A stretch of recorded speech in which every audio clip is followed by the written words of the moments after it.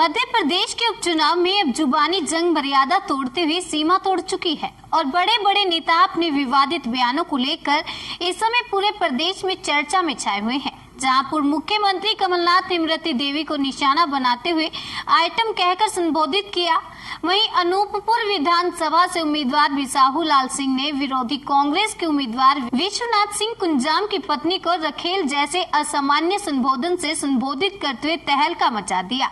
इस तरह की बयानबाजी पर गरमाई मध्य प्रदेश की सियासत में, जहां पूरी भाजपा ने पूर्व मुख्यमंत्री कमलनाथ को निशाने पर ले लिया है और निर्वाचन आयोग तक इसकी शिकायत करने के साथ ही मुख्यमंत्री शिवराज सिंह चौहान और मध्य प्रदेश के गृह, जेल एवं संसदीय कार्य मंत्री नरोत्तम मिश्रा ने कमलनाथ के बयान की निंदा करते हुए उनके खिलाफ कार्रवाई की मांग करते हुए पूरे प्रदेश में उनके विरुद्ध मौन धारण कर धरने दिए। वहीं बिसाहू लाल सिंह द्वारा दिए गए बयान पर नरोत्तम मिश्रा ने चुप्पी साध ली और कोई संतोषजनक उत्तर उनके द्वारा नहीं दिया गया। वहीं कांग्रेस की ओर से प्रवक्ता नरेंद्र सलूजा ने इस पूरे मामले को लेकर तूल देने को भाजपा की सोची समझी रणनीति बताया है। सलूजा ने कहा कि भाजपा अपने 15 सालों का हिसाब नहीं देना चाहती और अपनी असफलताओं को छिपाने के लिए इन फालतू के मुद्दों को उछाल रही है।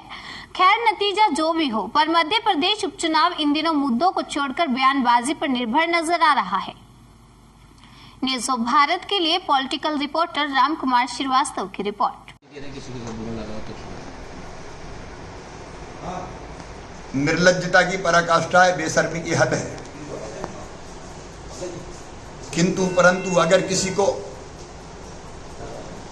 मैं तो मीडिया को धन्यवाद दूंगा, श्रीमती इमरती देवी जी की आंखों के आंसू पूरे हिंदुस्तान ने देखे और कमलनाथ जी की बेशर्मी वो भी पूरे देश ने देखी।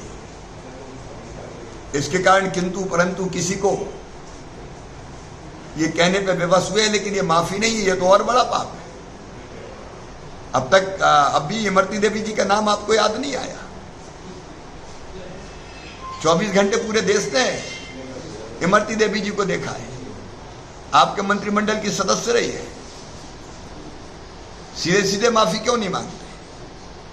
अगर किंतु परंतु और आइटम को जायज ठहरा रहे हैं कि वो आइटम तो मैं भी हूं, आइटम तुम भी हो।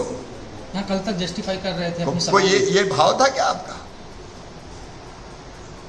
और इसलिए मैं कमलनाथ जी से क्या उम्मीद करूं, लेकिन मैडम सोनिया गांधी से फिर अपील कर रहा हूं, सोनिया गांधी जी से।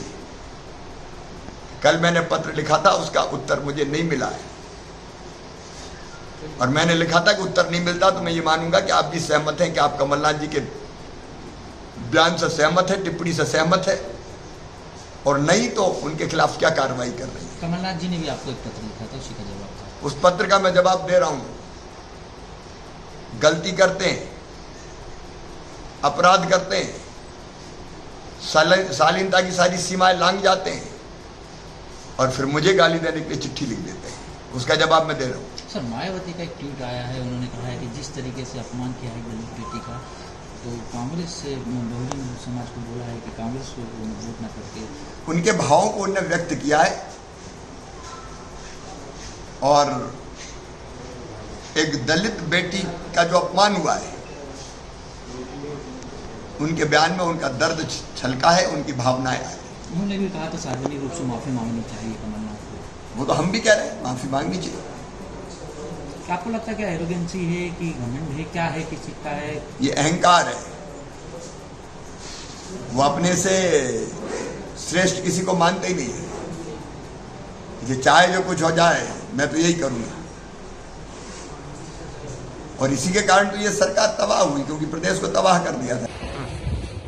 हमें ये समझ में नहीं आता कि भाजपा विकास पे बात क्यों नहीं करना चाहती, अपने 15 वर्ष की सरकार का हिसाब क्यों नहीं देना चाहती, 7 माह के कार्यकाल पर बात क्यों नहीं करना चाहती, बहन बेटियों के साथ अत्याचार दरिंदगी पर बात क्यों नहीं करना चाहती, किसानों की आत्महत्या पर बात क्यों नहीं करना चाहती, किसानों के कर्जा माफी पर बात करना क्यों नहीं चाहती, युवाओं के रोजगार पर बात करना चाहती, किसानों को उचित मूल्य मिले इस पर बात क्यों नहीं करना चाहती।